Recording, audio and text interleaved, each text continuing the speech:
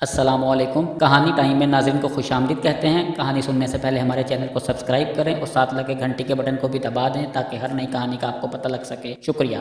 शुरू करते हैं आज की कहानी। आपने मुल्ला नसरुद्दीन का नाम तो सुना होगा।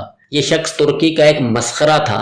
जिस तरह हमारे यहाँ मुल्ला दो प्याजा और शेख चिल्ली के लतीफ़े मशहूर हैं, इसी तरह तुर्की में मुल्ला नसरुद्दीन के लतीफ़े बड़े मज़े ले लेकर बयान किए जाते। कहते हैं मुल्ला नसरुद्दीन यूं तो निहायत अक्लमंद और आलिम फाजिल शख्स था, मगर लोगों की इस्लाह और तफरीह के लिए बेवकूफ़ बना रहता और ऐसी ऐसी हरकतें करता कि लोग हंस हंस कर लोटपोट हो जाते। मुल्ला नसरुद्दीन के पड़ोस में एक मालदार यहूदी रहता था जो इतना कंजूस था कि कभी किसी गरीब और मोहताज को एक पैसा ना देता था। मुल्ला ने कई मरतबा इसे समझाया कि खुदा ने तुम्हें दौलत अता की है, इसे गरीब और मुफलिस लोगों पर खर्च किया करो, लेकिन इसने मुल्ला की कोई नसीहत ना सुनी।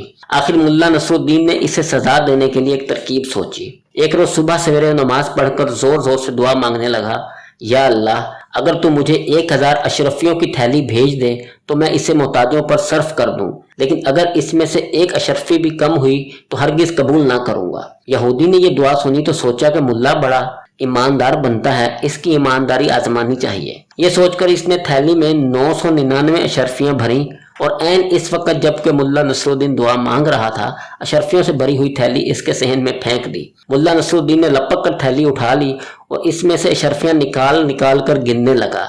कुल 999 अशरफियां थी। मुल्ला ने खुदा का शुक्र अदा किया और कहने लगा, या अल्लाह, मैं तेरा शुक्रगुजार हूँ कि तूने मेरी दुआ कबूल फरमा ली। एक अशरफी कम है तो कोई बात नहीं, यह अशरफी फिर कभी दे देना। यहूदी ने जब मुल्ला नसरुद्दीन के ये अल्फाज सुने तो सख्त परेशान हुआ और दिल में कहने लगा कि यह मुल्ला तो बहुत चालाक है, इसने धोखे से मेरी अशरफियां हथिया ली। वो भागा भागा मुल्ला के पास आया और कहने लगा, तुम बहुत बेईमान शख्स हो, लाओ मेरी अशरफियां वापस कर दो।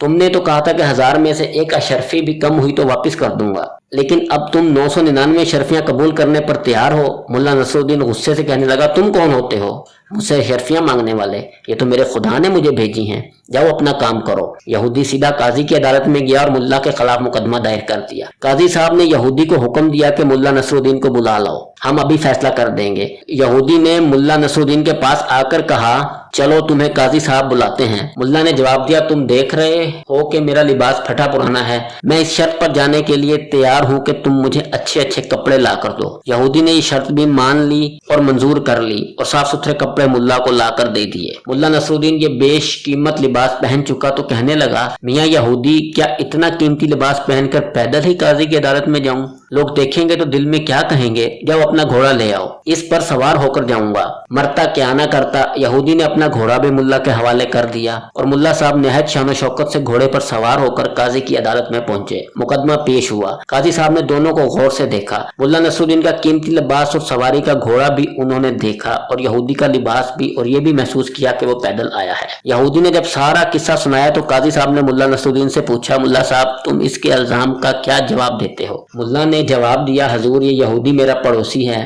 और बड़ा झूठा शख्स है। अभी तो ये कहता है कि मैंने इसकी 999 अशरफियां हथिया ली हैं और कुछ देर बाद कहेगा कि ये लिबास जो मैं पहने हुए हूँ वो भी इसी का है। ये सुनते ही यहूदी चला उठा, हाँ जनाब, ये लिबास भी मेरा है, मैंने इसे पहनने के लिए दिया था। मुल्ला ने कहा, सुन लिया आपने, ये लिबास भी इसका हो गया और ये अभी देखिए ये कहेगा कि ये घोड़ा भी इसी का है। यहूदी गुस्से से चीख उठा, हाँ हजूर, ये घोड़ा भी मेरा ही है, मुल्ला ने मुझसे सवारी के लिए मांगा था। काजी ने जो ये बातें सुनी तो यहूदी को डांट फटकार कर निकाल दिया और मुकदमा खारिज कर दिया। यहूदी रोटा पीटता मुल्ला नसरुद्दीन के घर पहुंचा और इसकी बड़ी मिन्नत समाजत की। मुल्ला ने कहा, इस शर्त पर इसकी अशरफियां, लिबास और घोड़ा वापस किया कि वो आधी अशरफियां गरीबों में बांट देगा और आइंदा भी नादार लोगों की मदद करता रहेगा।